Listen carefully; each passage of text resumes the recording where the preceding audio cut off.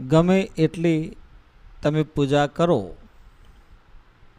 ગમે એટલી તમે સેવા કરો, પાઠ કરો, હવન કરો, મંત્ર જાપ કરો, ધ્યાન ધરો, તો પણ તમને એ પૂજા પાઠ કર્યું હશે એનું ફળ તમને નહીં મળે.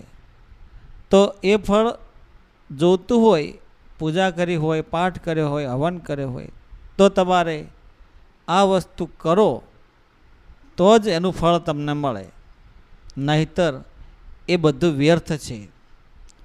તમે મંત્ર જાપ કર્યો હશે, હવન કર્યો હશે, પૂજા પાઠ કરીએ છીએ, આરતી કરીએ છીએ, દીવા કર્યા હશે, તમે માતાજીને રીઝવ્યા હશે, પણ અંતે જો તમે આ વસ્તુ નહીં કરો તો એ બધું વ્યર્થ છે, નકામો છે. કરશો તો જ તમને એ પૂજા પાઠ કરી હોય એનું ફળ મળે, તમે હવન કર્યો હોય તો એનું ફળ મળે, મંત્ર જાપ કર્યો હોય તો એનું ફળ તમને મળે. કર્મ કરો, પણ એ કર્મને પૂરેપૂરું પકવો, પૂરેપૂરો પરિશ્રમ કરો. છેલ્લે સુધી તમે એનો પરિશ્રમનું જે ફળ મળવાનું હોય, એનું જે પરિણામ મળવાનું હોય એવી મહેનત કરો. અને પરિણામ રિઝલ્ટ જ્યારે સારું આવે ત્યારે કહેવાય કે તમે આટલા ટકાવારીમાં આટલી મહેનત પ્રમાણે કામ કર્યું, એ પ્રમાણે તમારી ગુણવત્તા નક્કી થાય. તમારા ભક્તિભાવમાં તમે કેવો ભાવ પ્રગટ કરેલો છે, તમારી કેવી શ્રદ્ધા છે, કેટલા અંશે તમે ભક્તિ કરી છે, એ પ્રમાણે તમને ફળ મળે. તમે કોઈ પણ વસ્તુને તરત જ મેળવવી હોય તો ના મળે. આંબો વાવો ને કેરી ખાવી હોય ને તો 5-6 વર્ષ રાહ જોવી પડે. બાળકને ભણાવવું હોય ને એને રિઝલ્ટની રાહ જોવી હોય ને, સારી ટકાવારી લાવી હોય ને તો 12 મહિના સુધી ભણાવવું પડે, પરીક્ષા આપો ત્યારે રિઝલ્ટની પરિણામ મળે. એવી રીતે કોઈ પણ કાર્યમાં રિઝલ્ટ તરત જ નથી મળતું, એનું પરિણામ નથી મળતું. તો તમે પણ એવી સાચી શ્રદ્ધાથી, સાચી લગન, તન મન અને તમારો જે ભક્તિ ભાવ છે એ નિસ્વાર્થ હોય, સાચો ભાવ હોય, અને તમે પૂજાપાઠ કરો અને છેલ્લે જો તમે આ વસ્તુ કરો તો 100% તમને એવું ફળ મળે ને મળે. તો મિત્રો, આ વિડીયો તમે છેલ્લે સુધી જોશો અથવા સાંભળશો તો જ તમને આ વિડીયોની ખબર પડશે કે આ વિડીયોમાં શું કહેવામાં આવ્યું છે, શું તમને સૂચવે છે. અને તમે જેમ કે કંઈ વસ્તુ તરત જ ના મળે એવી રીતે આ વિડીયો તમે છેલ્લે સુધી જોજો, સાંભળજો તો જ ખ્યાલ આવશે. અધૂરું જ્ઞાન, કોઈ દિવસ પૂરતી માહિતી કે સાચોટ તમને માર્ગદર્શન આપી શકતું નથી. એટલા માટે તમે આ વિડીયો કયા ગામ, તાલુકા, જિલ્લા, શહેરમાંથી જોઈ રહ્યા છો તે કોમેન્ટમાં જણાવજો. અને તમે બધા જ મિત્રો હેમ ખેમ સર્વ કુશળ મંગળ હશો એવી ગુરુદેવને, મા ભગવતીને, કુળદેવીને પ્રાર્થના હું કરું છું. તો મિત્રો, પૂજા કરો, હવન કરો, મંત્ર જાપ કરો, કે તમે ગ્રહ શાંતિ કરો, કે તમે કોઈ પણ રીતે તમારા ઈષ્ટ દેવી દેવતાની પૂજા કરતા હશો, પણ છેલ્લે એક આ વસ્તુ જરૂર કરજો જેનું પુણ્ય ફળ તમને પ્રાપ્ત થાય.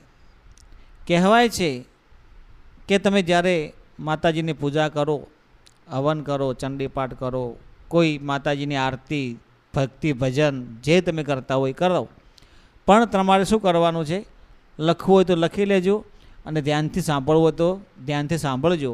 પણ આટલું જરૂર કરજો, સર્વપ્રથમ તમે પૂજા કરવા બેસો ને એ વખતે તમે આસન લીધું હોય, માતાજીને દીવો કર્યો હોય, મંત્ર જાપ કર્યા હોય, ગમે તે પૂજા કરી હોય, પણ પૂજા કરવા બેસો ત્યારે ત્રાંબાના લોટામાં અથવા ત્રાંબાના નાના ગ્લાસમાં કોઈ પણ પાત્રમાં તમે પાણી ભરીને બેસો. હવે તમારી પૂજા પૂરી થાય ત્યાં સુધી એ પાણીને તમે જ્યાં મૂકેલું હોય, તમે આસન પર બેઠા હોય ત્યાં મૂકી રાખો.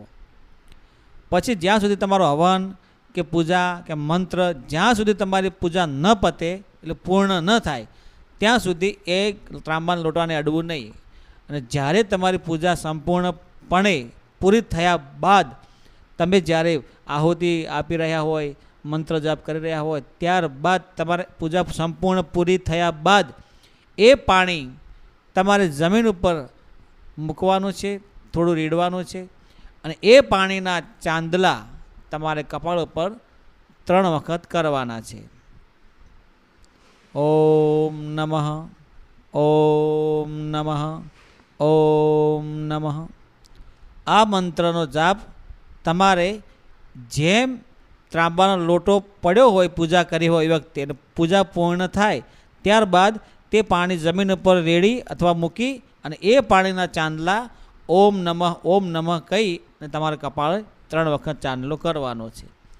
આ વિધિ, આ ઉપાય કરવાથી તમે જે પૂજા કરી હોય, તમે જે મંત્ર જાપ કર્યા હોય કે ભજન આરતી જે કર્યું હોય એનું ફળ તમને મળે છે.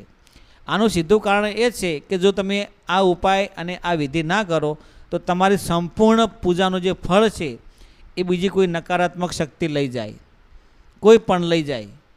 તો એ વાતનું ખાસ ધ્યાન રાખવું કે તમે પૂજા કરો, તમે મહેનત કરો તો તમારું ફળ તમને જ મળવું જોઈએ. એવી રીતે કઈ રીતે કે તમે પરીક્ષા આપી હોય અને પરિણામ તમને મળે પણ ચકાસણી તો થાય ને, એવી રીતે આ ચકાસણી થાય કે તમે જેની પૂજા કરી ત્યારબાદ તમે સચોટ પૂજા કરી એનું એક પ્રતીક છે. એટલા માટે તમે આ રીતે પૂજા કરજો, 100% તમને ફળ મળશે.